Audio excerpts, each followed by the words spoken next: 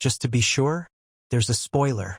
The return of one Rick and Morty character has been 12 years in the making, but despite finally featuring for the first time since Season 1, their appearance was surrounded by tragedy.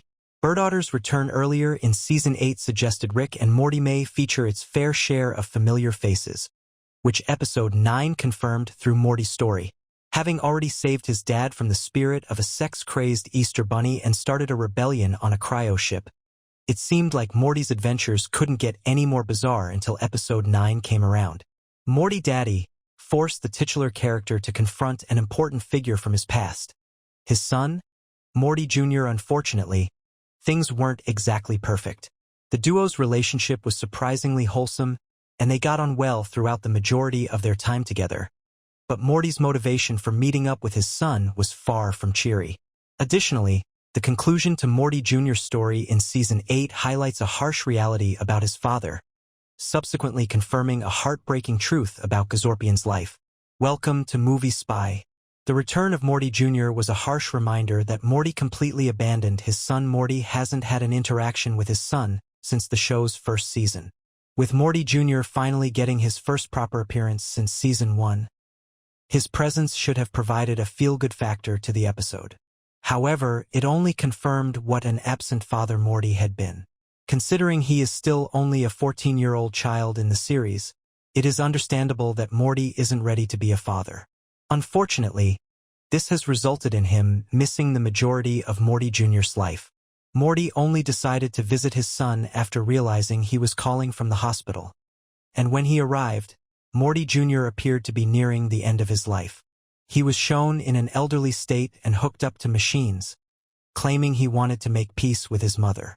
Naturally, Morty assumed this meant his child may be dying, and despite Morty Jr. revealing this wasn't the case, he's clearly no spring chicken. How long he is left is unclear, but tragically, the Gazorpian spent most of his life without his father, who seemingly hadn't interacted with him since the first season. While Rick and Morty often explores Rick's flaws, Morty has plenty of imperfections of his own, and neglecting his son throughout his entire life is right up there. Had he not thought Morty Jr. was seriously ill, Morty may never have reconnected with him, highlighting the tragic context behind the character's return. Despite the circumstances, it was nice seeing Morty and Morty Jr. interacting. The duo got on surprisingly well despite spending so long apart. It may have been pretty dire circumstances that brought Morty and Morty Jr. together again, but seeing the two interact was surprisingly pleasant. Even though Morty Jr. wrote a book about his father being terrible, he didn't seem filled with resentment or animosity about Morty not visiting. Instead, he came across as mature, creating an interesting dynamic with his father. The two had good chemistry and a clear bond that shone through, even as they fought for their lives in Rick's garbage dimension. It would have been easy for the show to play on the trope of Morty being a bad father, but refreshingly, it didn't dwell on this. Morty Daddy allowed the father and son to find some common ground and make up for lost time, despite encountering a few points of contention. With Rick and Morty's adventures often causing death and destruction, it was a nice change of pace to see Morty having a more meaningful experience in spite of Rick's inventions trying to kill him. Morty's final decision shows he never really changed his attitude towards his son despite getting a chance to bond with his son. Morty was quick to abandon Morty Jr. once again. After a relatively warm encounter between Morty and his son towards the end of the episode, he still decided to bail on Morty Jr. at the first opportunity, showing nothing really changed between them.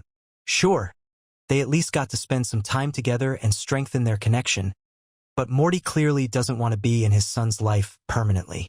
No matter how much the series changes, Morty's main relationship will always be with Rick, leaving little room for his son. Surprisingly, Morty Jr. seemed to understand his father's choice and was happy to let him go, despite writing yet another book about him being a horrible father.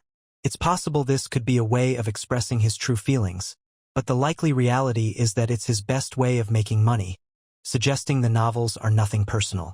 Regardless, their relationship is undeniably flawed, as emphasized by Morty abandoning his child for a second time, but they seem to remain on good terms despite their heartbreaking dynamic.